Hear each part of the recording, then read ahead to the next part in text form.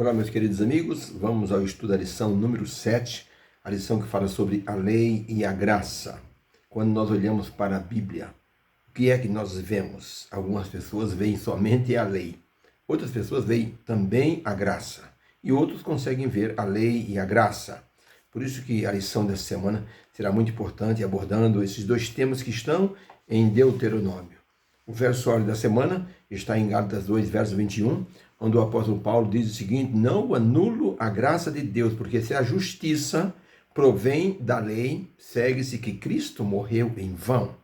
Um escritor de nome Alexandre Vinet, ele escreveu o seguinte: Jesus Cristo é tanto a graça mais absoluta como a lei mais perfeita, de modo que crer nele é abraçar a lei e a graça ao mesmo tempo. Boa definição sobre lei e graça na pessoa do Senhor Jesus Cristo. É quase que uma regra, hoje em dia, as pessoas relacionarem o Velho Testamento com a lei e o Novo Testamento com a graça. Por isso que a maioria dos cristãos, em nosso tempo, tem essa preocupação de relacionar a lei e a graça, sendo que relacionam a lei com o Velho Testamento e a graça com o Novo Testamento. Algumas pessoas dizem não há como desvincular.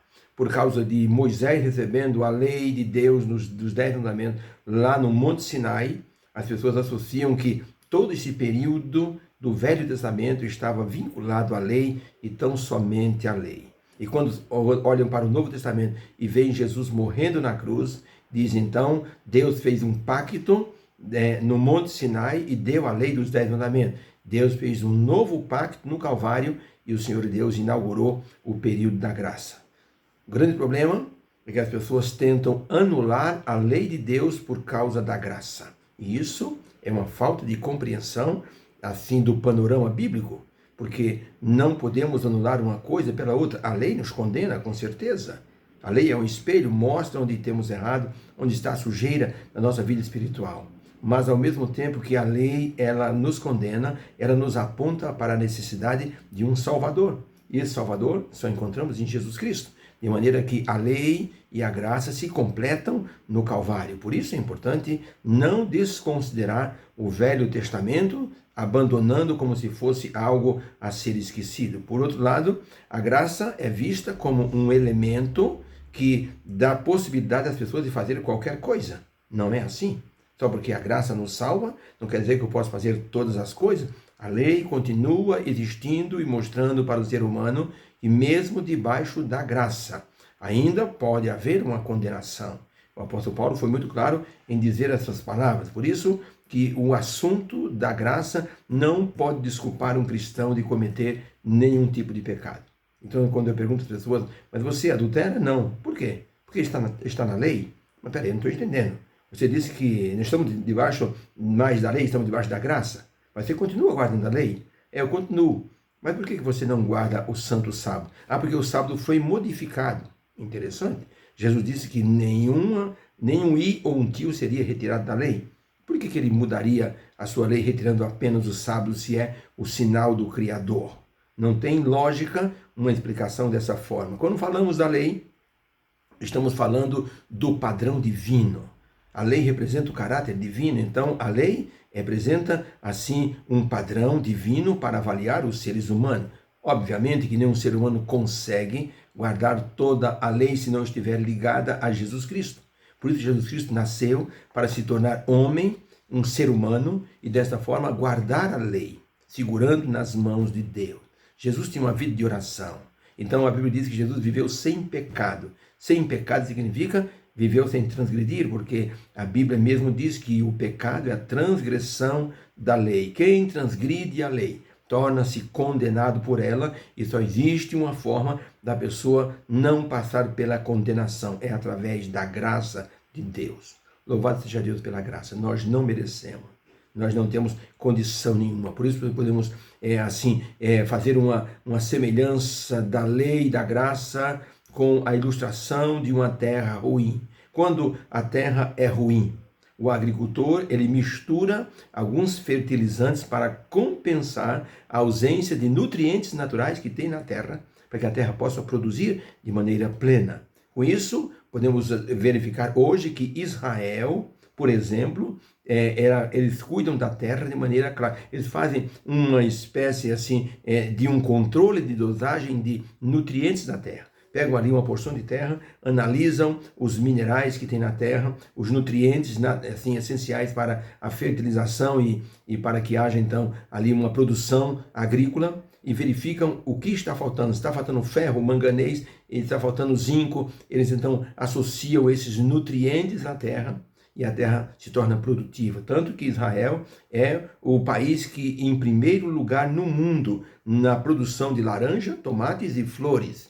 E olha que para esses 3 elementos é preciso ter assim uma terra muito bem cuidada. Com isso, podemos dizer que existe assim uma solução para uma terra ruim. Nós podemos então dizer o seguinte, que Deus hoje utiliza a graça como um fertilizante para o nosso coração, que é uma terra ruim.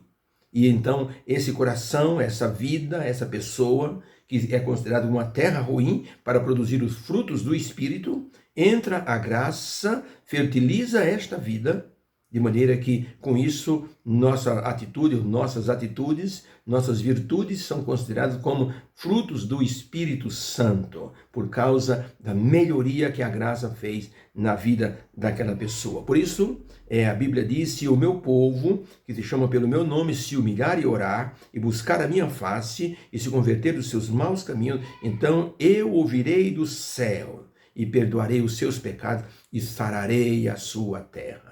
A condição de se aproximar de Deus é porque nós temos assim a certeza que a graça de Deus vai nos permitir assim uma associação divina, o perdão divino e a melhoria da nossa vida, como se houvesse um fertilizante para melhorar o pH, os nutrientes químicos da nossa vida. Então, com isso, nossa vida se torna produtiva.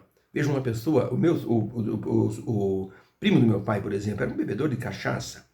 Eu lembro que eu estive na conferência do pastor Campolon e vi o pastor Campolon anunciando o irmão José Brasiliano como sendo uma pessoa que bebia 3 garrafas de cachaça por dia. Se tornou uma pessoa produtiva espiritualmente. Então, se tornou um missionário. O meu próprio pai, por exemplo, ele era brigador, bebedor, fazedor de forró, comia carne de porco. De repente, o Senhor Deus entrou naquele coração e transformou aquela vida que estava improdutiva numa vida produtiva. A graça fez isso.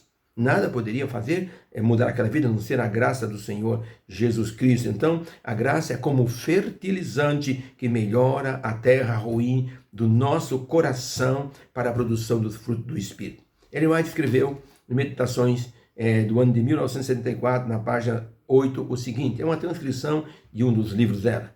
Diz o seguinte, Deus não usa a sua graça para tornar a sua lei sem efeito, ou para que ocupe o lugar da sua lei. A graça não tem esse papel. A graça de Deus e a sua lei, a lei do seu reino, estão em perfeita harmonia, andam de mãos dadas. Sua graça torna possível aproximarmos dele em fé. Mediante o poder da graça de Cristo, mediante a obediência perfeita e de coração à lei de Deus, nós testemunhamos do poder da redenção perante o universo do céu e perante o mundo apostatado, que está tornando vã a lei de Deus. Então a graça, ela não anula a lei de Deus. As duas, graça e lei, andam de mãos dadas. A graça mostra que o ser humano não merece, porque a lei mostrou que existe uma falha na vida humana. E esta falha só pode ser solucionada pela graça através da pessoa do Senhor Jesus Cristo. Com esse assunto da graça, nós vamos estudar uma semana inteira. E algumas pessoas dizem, será que no Velho Testamento tem o assunto da graça? Com certeza, é só olhar o livro de Deuteronômio. O livro de Deuteronômio é um relato perfeito de como a lei funciona, de como a graça restaura. Quantas vezes o povo de Israel esteve a ponto de ser eliminado por Deus, mas Deus os reconsiderou e disse, a minha graça vai atuar e eu não vou destruir esse povo. Mesmo quando o povo passou 40 anos no deserto, a graça divina esteve atuando nessas vidas, porque eles peregrinaram, mas Deus não os abandonou. Muitos retornaram para Deus, muitos se arrependeram da sua rebelião, não entraram na terra, como por exemplo Moisés e Arão não entraram na terra prometida, mas Deus deu a eles outra recompensa. Então essas pessoas foram assim associadas com a graça, foram abrangidas pela graça divina. Então o livro do Deuteronômio tem muito da graça divina. Vamos estudar então essa semana a lei e a graça. Que haja uma bênção para o seu coração, que no final desse sábado você se sinta abençoado por Deus. E que a lição da graça e da lei esteja completa em nosso entendimento até o final da semana. Fica com Deus e Deus abençoe a sua vida neste dia e nesta semana. Fica com Deus. Amém.